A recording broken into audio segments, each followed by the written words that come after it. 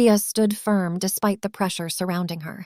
She declared that she could do it, that she could grow the splencia to its full potential and process it into medicine with maximum effectiveness. Even she admitted she could not properly explain how she possessed such knowledge, but none of that mattered now. What mattered was saving the Duchess. Clenching her fists tightly, Rhea begged for trust just this once.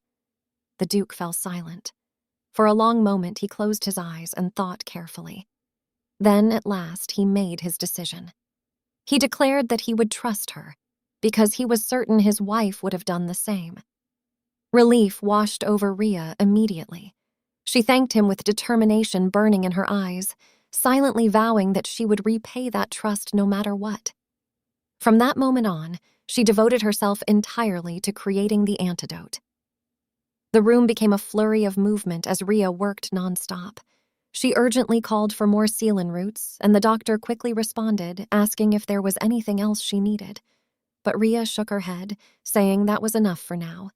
The doctor could only stare at her in disbelief. It was astonishing watching someone so young handle such work. The memory from earlier still lingered vividly in her mind, the moment Rhea controlled her mana and forced the splencia to bloom before her eyes. It had felt unreal, like witnessing a dream. Rhea called for the doctor again, snapping her back to reality, and the ingredients were quickly handed over. As Rhea poured them into the container, anxiety gnawed at her thoughts. She had believed creating the antidote would be simple because she had done it before in her previous life. But the splencia from the greenhouse, even the ones cultivated using magic stones, had all failed. And every second mattered. Desperately, she prayed for this antidote to work, and for the Duchess to recover safely. As she stirred the medicine, an old memory suddenly resurfaced. She remembered handing a vial to her master in the past.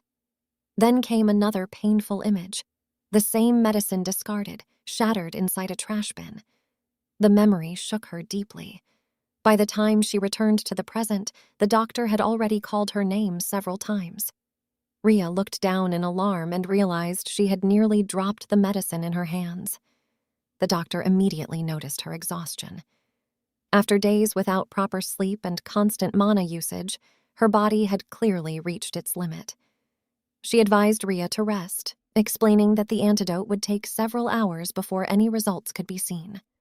Rhea quietly agreed, but instead of resting, she said she would go outside for some fresh air. As Rhea walked in the corridor, she noticed Taze guarding the front of the Duchess's room. He asked if she had been making the antidote until this late hour, and Rhea answered yes before asking if she could check on the Duchess before leaving. Taze allowed her to enter. When Rhea opened the door, she saw Alan and Dana asleep near the Duchess. She quietly approached Dana, and in her thoughts she wished the situation had been better so she could have offered her warmer words. Then she remembered her earlier conversation with the Duke and the doctor. Rhea had asked them to keep secret the fact that she would be testing for poison using splencia and crafting an antidote. She explained that if the Duchess had truly been poisoned, then there had to be a culprit behind the assassination attempt.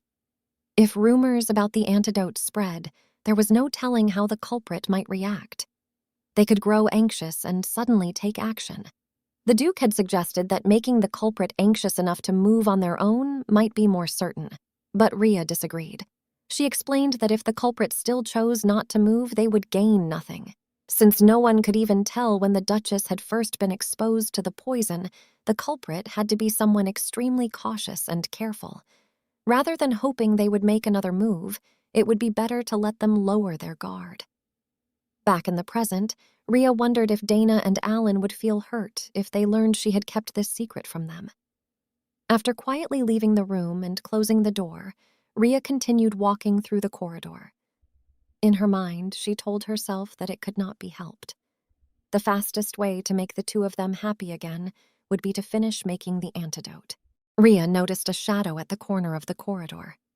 Horror ran through her mind as the thought formed that it might be a person, especially at such a late hour near the Duchess's bedroom. The Duke had not yet returned from the Imperial Palace, and she had just met Taze at the door. The conclusion followed quickly. The owner of that shadow might be the culprit. She walked cautiously toward the corner, her steps careful, and called out for whoever was there. The figure revealed itself, and it was Lucio. Shock overtook her as she realized it was the young master, her thoughts racing over when he could have returned. She admitted that he had startled her and questioned why he was standing there like that, explaining that she had thought it was someone else. Lucio answered by questioning whether she was pretending not to know or truly unaware.